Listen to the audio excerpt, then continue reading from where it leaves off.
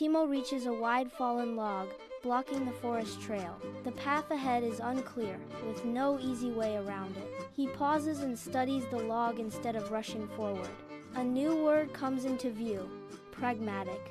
It starts to matter more in the discussion. Pragmatic means solving problems in a practical and realistic way. Timo gathers a small branch and a stone to create a steady step over the log.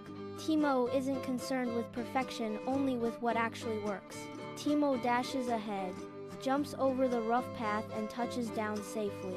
Timo smiles, feeling confident in his simple solution. Timo understands that being pragmatic means doing what works best, even when things don't go as planned. For more cartoon stories and advanced English vocabulary, and to build the skills you need for exam success, visit vocabcartoons.com. Cartoons, quizzes, and games that help you learn fast. Start free.